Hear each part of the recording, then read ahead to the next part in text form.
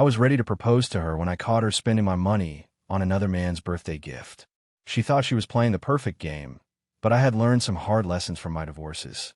When I disappeared without a trace, she lost everything.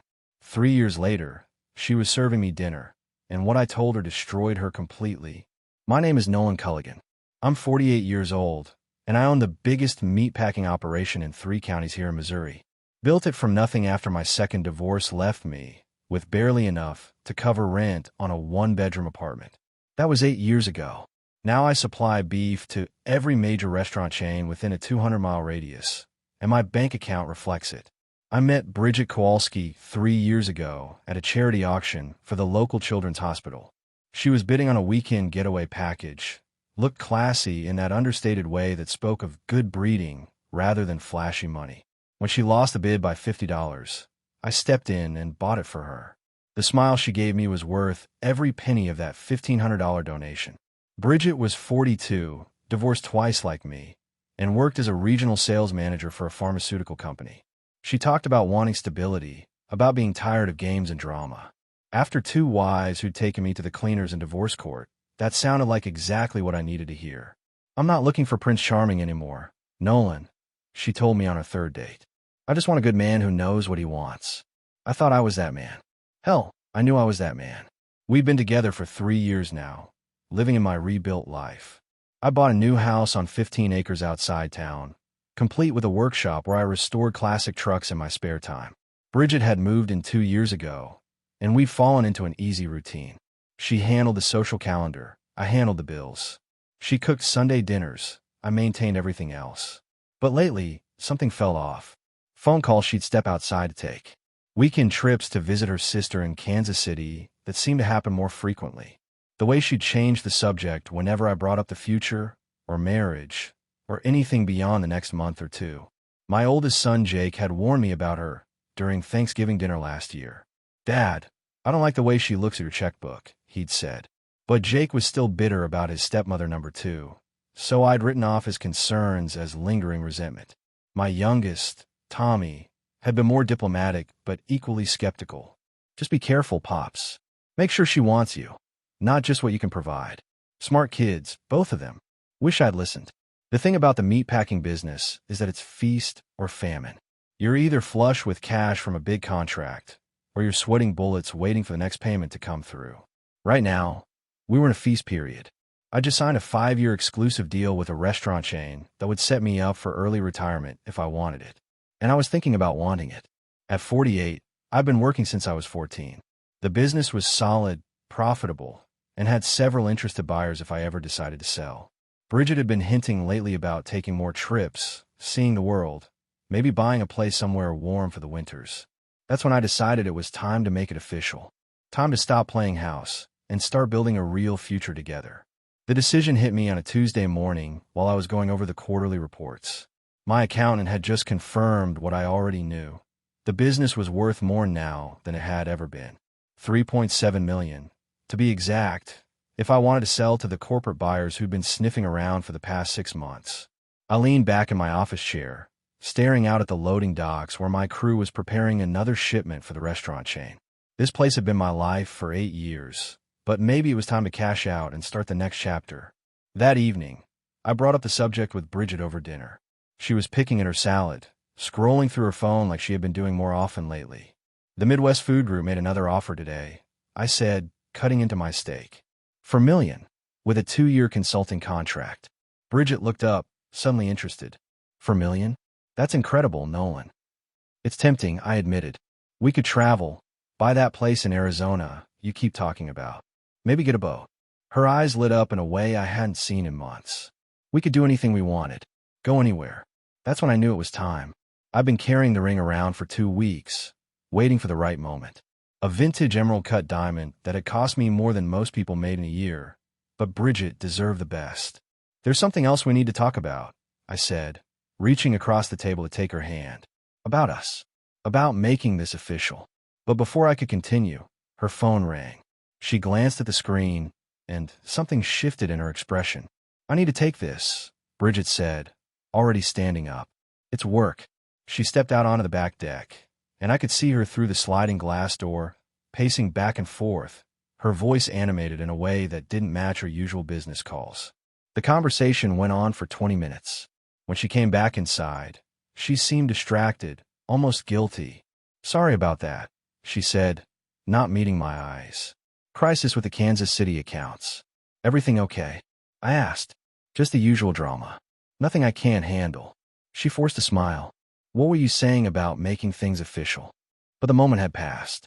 Something about that phone call, about the way she'd looked when she saw the caller ID, had set off alarm bells in my head. I'd learned to trust those instincts in business, and maybe it was time to start trusting them in my personal life too. "Let's talk about it this weekend," I said, slipping the ring box back into my jacket pocket. "When we have more time." She nodded, already reaching for her phone again. "That sounds perfect." But it didn't sound perfect at all. It sounded like a woman who was keeping secrets. The mysterious phone calls became a pattern over the next 2 weeks. Always when we were having dinner, always requiring Bridget to step outside, and always leaving her distracted and evasive afterward. My gut told me something was wrong, but 48 years of life had taught me the difference between paranoia and instinct. I decided to do some digging. The meatpacking business had taught me to verify everything, trust nothing without proof. So I started paying closer attention to details I'd previously overlooked. Bridget's work trips to Kansas City were happening every other weekend now. She claimed her company was expanding their territory, requiring more face-to-face meetings with clients. But when I casually mentioned it to my friend Pete, whose wife worked at the same pharmaceutical company, he gave me a puzzled look. "Expansion?" Pete asked over beers at Murphy's Tavern. "Helen hasn't mentioned anything about that. In fact, she said they're cutting back on travel expenses." That hit me like a punch to the gut, but I kept my expression neutral. "Maybe it's different departments." "Maybe," Pete said, but his tone suggested he didn't buy it either. The next day, I did something I'd never done before. I went through Bridget's credit card statements. She'd insisted we keep separate accounts, which I'd respected, but she'd given me access for emergencies. What I found made my blood run cold. Hotel charges in Kansas City, but not at the business district hotel she'd mentioned. These were at a place called the Riverside Inn, a romantic getaway spot I recognized from their advertisements. Restaurant charges for 2 people, always for 2 people, and gas station receipts showing she was making trips I didn't know about. But the real kicker was a charge from Pearson Jewelers downtown. $800. 3 days ago. I knew that store. I bought her Christmas present there last year. What was she buying jewelry for? That evening, I confronted her directly. No beating around the bush, no games. "Bridget," I said, setting the statements on the kitchen counter. "We need to talk." She glanced at the papers, and her face went pale. For a moment, she looked like a deer caught in headlights. "Nolan, I can explain," she began, but I held up my hand. "The Riverside Inn isn't a business hotel," I said, my voice steady but cold. "The restaurant charges are for 2 people. And what did you buy at Pearson Jewelers?" She opened her mouth, then closed it, then tried again. "It's not what you think." "Then tell me what it is," I said. "Because right now, it looks like you're living a double life on my dime." The silence stretched between us like a canyon. Finally, she sat down at the kitchen table, her hands shaking slightly. "I've been seeing Wade," she whispered. "Wade Schultz. Her ex-husband. The man she told me was a deadbeat who couldn't hold a job." "How long?" I asked. 6 months, she admitted, not meeting my eyes. 6 months. Half a year of lies, of playing me for a fool. The confession hit me like a sledgehammer, but I kept my composure. In the meatpacking business, you learn to stay calm when things go sideways, and this was definitely going sideways. 6 months, I repeated, letting the words hang in the air. "And the jewelry." Bridget's hands were trembling now. "A watch. For Wade's birthday. A watch I paid for," I said, my voice getting harder. "How much else of my money have you spent on him?" She finally looked up at me, tears starting to form in her eyes. "Nolan, please understand. Wade and I have history. We were married for 12 years. When he reached out, saying he'd changed, that he wanted to make things right, you decided to test drive him while keeping me as your backup plan." I finished for her. "It wasn't like that," she protested, but we both knew it was exactly like that. I walked over to the kitchen window, looking out at the property I'd worked so hard to build. The workshop where I restored trucks, the barn where I kept my equipment, The 15 acres of Missouri countryside that represented everything I'd accomplished after my second divorce. And I'd been planning to share it all with a woman who was playing me for a fool. Where is he now? I asked. What do you mean? I turned back to face her. Wait, where is he now? Still living in that apartment complex on the south side? Or have you been upgrading his living situation too? The look on her face told me everything I needed to know. He's been staying at the Riverside Inn, she admitted. Just until he gets back on his feet. On my feet, I corrected. Because you've been paying for it. The rage was building inside me, but I kept it controlled. 48 years old, and I was still making the same mistakes. Still trusting women who saw me as a wallet with legs. Nolan, if you'd just let me explain everything, Bridget said, standing up and reaching for my arm. I stepped back before she could touch me. Explain what? How you've been laughing at me for 6 months. How you and Wade have been planning your future with my money. We weren't planning anything, she said, but her voice lacked conviction. Bull, I said flatly. You've been setting me up from day one. The talk about marriage, about traveling together, about me selling the business. You've been softening me up for the big score. Her silence confirmed it. I walked to the counter and picked up my keys. I'm going out for a while. When I get back, I want you and all your stuff gone. Nolan, wait, she called after me, but I was already heading for the door. 24 hours, Bridget, I said without turning around. That's more consideration than you showed me. I drove around for 3 hours, thinking about how blind I'd been. But the more I thought about it, the more I realized this wasn't just about getting rid of Bridget. It was about making sure she understood exactly what she'd lost and what she'd never get the chance to take from me. When I got back home, Bridget was sitting at the kitchen table with her laptop open and papers spread everywhere. She looked up when I walked in, her eyes red from crying. I've been thinking about what you said, she began, but I held up my hand to stop her. Save it, I said, walking past her to grab a beer from the fridge. I've been thinking too, and here's how this is going to work. She closed the laptop and turned to face me. Nolan, please let me explain about Wade. It's complicated. No, it's really not, I replied, taking a long pull from the beer. You've been playing both sides of the fence, hedging your bets. But the game's over now. I set the beer down and looked directly at her. You've got 2 choices, Bridget. Pack your stuff and leave quietly, or I'll make some phone calls. What kind of phone calls? She asked, her voice getting smaller. Well, let's see, I said, counting on my fingers. There's your boss at the pharmaceutical company, who might be interested to know you've been lying about business trips. There's the IRS, who might want to know about all that unreported income you've been spending on Wade. And there's my lawyer, who's very good at asset protection. Her face went white. You wouldn't. Try me, I said flatly. I built this business from nothing after my last divorce. I learned some hard lessons about protecting what's mine. Bridget stood up, her hands shaking. I never meant for it to happen this way. Wade showed up 6 months ago, saying he'd changed, that he wanted another chance.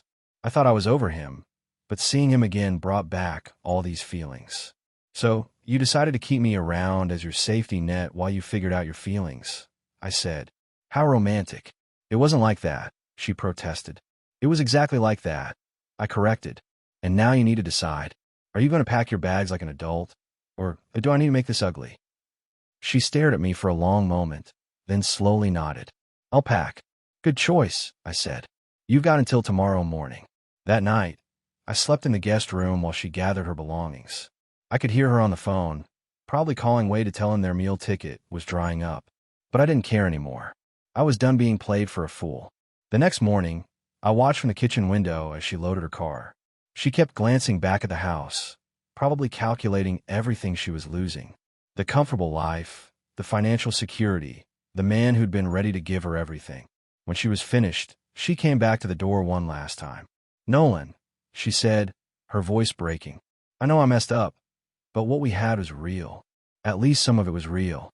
I looked at her standing there with her suitcases, and for a moment I almost felt sorry for her. Almost. Maybe it was, I said. But real doesn't matter when it's mixed with lies. She nodded, tears streaming down her face, then turned and walked away. As her car disappeared down the driveway, I felt something I hadn't expected. Relief. After Bridget left, I spent 2 days thinking about my next move.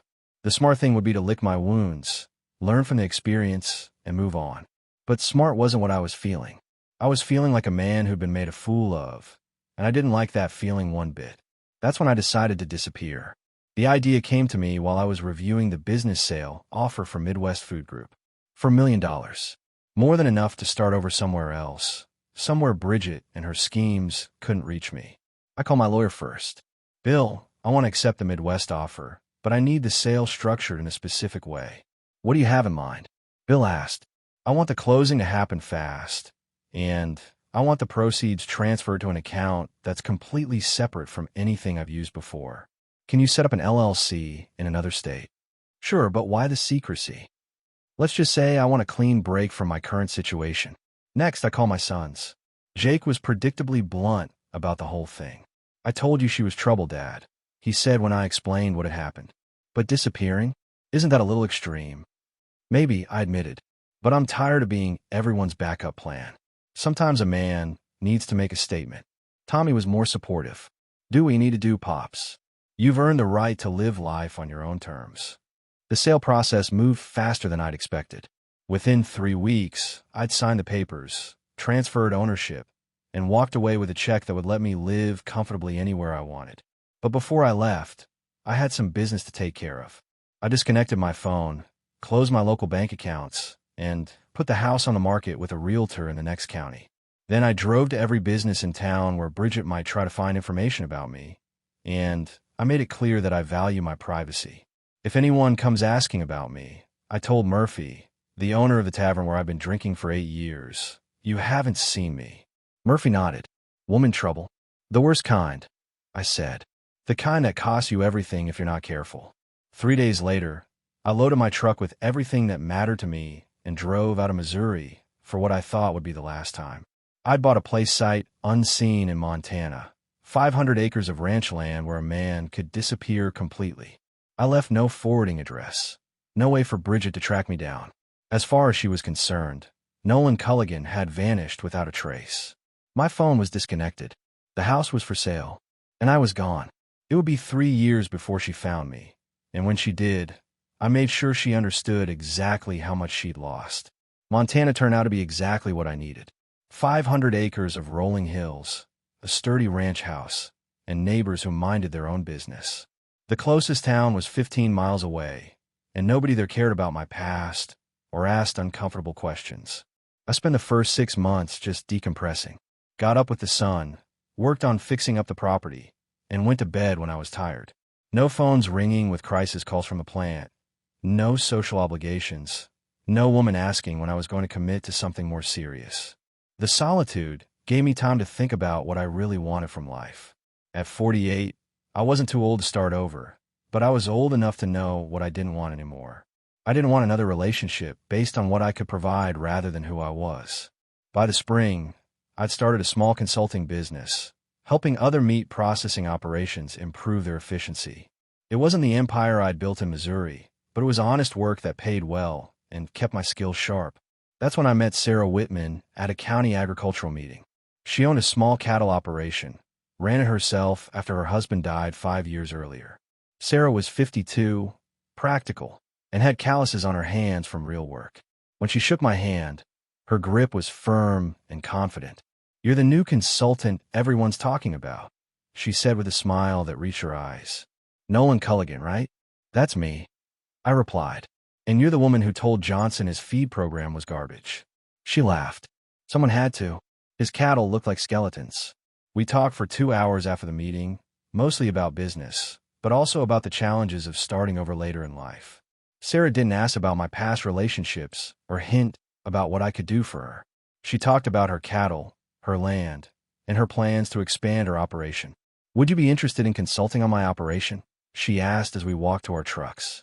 I could use some advice on processing logistics. I'd be happy to take a look, I said. What I found at Sarah's ranch impressed me. She ran a tight operation on a modest budget. Every dollar spent wisely.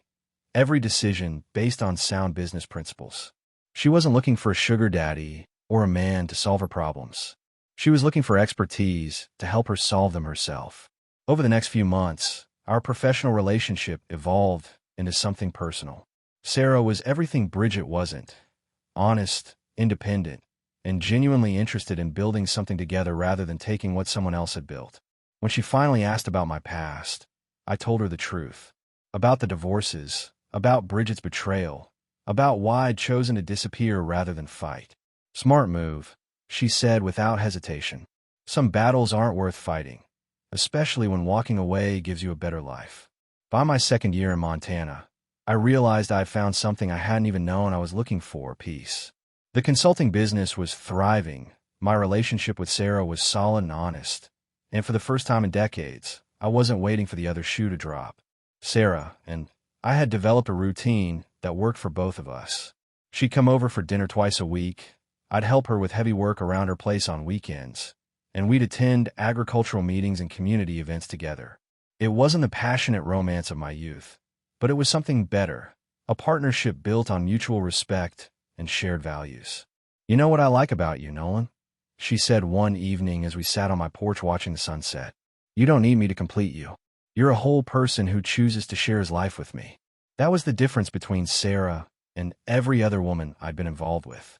She didn't see me as a project to fix or a resource to exploit. She saw me as an equal partner. Meanwhile, back in Missouri, I'd heard through mutual friends that things hadn't gone well for Bridget and Wade. Without my financial support, their reunion had fallen apart pretty quickly. Wade had moved on to his next mark, leaving Bridget to face the consequences of her choices alone.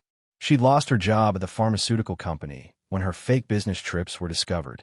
The IRS had indeed taken an interest in her unreported income, and the legal fees from dealing with that had wiped out what little savings she'd had left. Jake had called me with updates, partly out of concern and partly because he thought I should know. "She's working at a diner now, Dad," he told me during one of our monthly calls.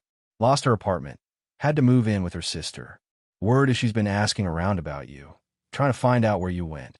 "Let her wonder," I said. "That part of my life is over." And it was. I'd built a new life based on honesty and hard work, surrounded by people who valued those same principles. The ranch was profitable, the consulting business was growing, and Sarah and I were talking about combining our operations into something bigger and better than either of us could manage alone. That's what real partnership looked like: two strong people choosing to build something together, not one person trying to live off the other's accomplishments. One evening, as Sarah and I were planning improvements to her cattle operation, she looked up from the spreadsheets we'd been reviewing. "I have a confession to make," she said with a serious expression. For a moment, my old paranoia flickered to life. "What kind of confession?" She smiled. "I looked you up when we first met. Found some newspaper articles about your business back in Missouri. I wanted to make sure you were who you said you were." I laughed, relieved. "And what did you conclude?" "That you're exactly who you said you were. A man who built something from nothing and had the strength to walk away when it was time to start over." That's when I knew I'd found something worth keeping. 3 years after I'd left Missouri, Sarah and I were in Denver for a cattle industry conference. We'd driven down from the ranch to attend seminars and look at new equipment. Sarah was particularly excited about a new feed management system that could improve her herd's productivity. We were having dinner at a steakhouse near the convention center when I saw her. Bridget was working as a server, carrying a tray of drinks across the dining room. She looked older, tired, her face showing the kind of wear that comes from real struggles rather than the manufactured drama she used to thrive on. Her hair was pulled back in a simple ponytail, and she wore the kind of practical shoes that women wear when they're on their feet all day. For a moment, I just watched her work. She moved efficiently, professionally, but there was something defeated in her posture. This wasn't the confident woman who'd played me for a fool. This was someone who'd learned some hard lessons about consequences. "You okay?" Sarah asked, noticing my distraction. "Yeah," I said, turning my attention back to her. "Just thought I saw someone I used to know." 20 minutes later, Bridget approached our table to refill our water glasses. When she looked up and saw me, her face went completely white. The water pitcher in her hand trembled slightly. "Nolan," she whispered, her voice barely audible. I looked at her calmly, as if she were any other server. "I'm sorry, do I know you?" The question hit her like a physical blow. Her eyes filled with tears, and for a moment I thought she might drop the pitcher. "It's me," she said, her voice breaking. "It's Bridget. We lived together. We were going to." I looked at Sarah, then back at Bridget with a puzzled expression. "I think you have me confused with someone else, miss." I've never seen you before in my life." Sarah was watching this exchange with interest but not alarm. She'd heard the whole story, and she understood what was happening. Bridget's hands were shaking now. "Nolan, please. I know I hurt you. I know I made terrible mistakes. But you disappeared. I looked everywhere for you. I lost everything because—" "Ma'am," I said firmly, "I have no idea what you're talking about. My name is Nolan Whitman, and I've lived in Montana my entire life." The lie came easily.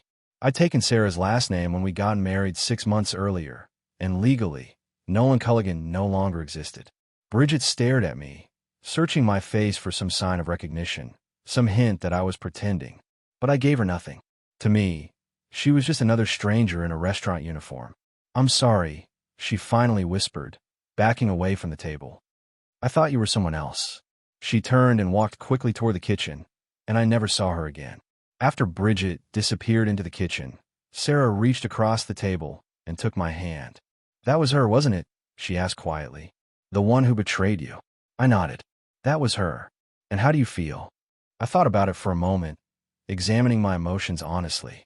"Nothing," I said finally. "I feel absolutely nothing." And that was the truth. Looking at Bridget hadn't brought back anger or hurt or even satisfaction. She was just a reminder of a life I'd outgrown, a chapter I'd closed and moved past. "She looked pretty rough," Sarah observed. "Consequences," I said simply. "She made choices, and choices have results." We finished our dinner in comfortable silence, then walked back to our hotel. The next morning, Sarah insisted on returning to the restaurant for breakfast. "Are you sure about this?" I asked. "I want to see if she's working," Sarah admitted. "I'm curious about what kind of person tries to con a good man." But Bridget wasn't there. The manager told us she'd quit the night before, didn't even finish her shift, just turned in her apron and walked out. "Probably for the best," Sarah said as we drove back to Montana. "Some people can't handle facing their mistakes." Over the next year, Sarah and I expanded our combined operation into one of the most successful cattle ranches in the region. We built a new house on the property, bought more land, and started planning for the kind of future I'd thought was impossible after my second divorce. My sons visited regularly, and they both approved of Sarah in a way they'd never approved of Bridget. Jake even brought his kids to spend summers on the ranch, and watching them learn to ride horses and work cattle gave me a satisfaction I'd never found in the meatpacking business. "You know what I like about this life?" I told Sarah one evening as we sat on our porch watching the sunset paint the mountains purple. "What's that?" she asked. "It's honest," I said. "No games, no schemes, no hidden agendas. Just two people building something real together." Sarah smiled and leaned against my shoulder. "That's what happens when you find the right partner." She was right. The man who'd been fooled by Bridget Kowalski was gone, replaced by someone who understood the difference between love and manipulation, between partnership and exploitation. Sometimes people asked me if I regretted those years with Bridget, if I wished I'd seen through her schemes earlier. But honestly, I didn't regret anything. Her betrayal had led me to this life, to this woman, to this understanding of what real happiness looked like. The best revenge, it turned out, wasn't making her pay for what she'd done. The best revenge was building a life so good that her absence made it better, not worse. As the stars came out over the Montana sky, I realized I'd finally found what I'd been searching for all my life: peace, partnership, and the kind of contentment that comes from being valued for who you are rather than what you can provide. And Bridget, she was just a memory now, a cautionary tale from a different life.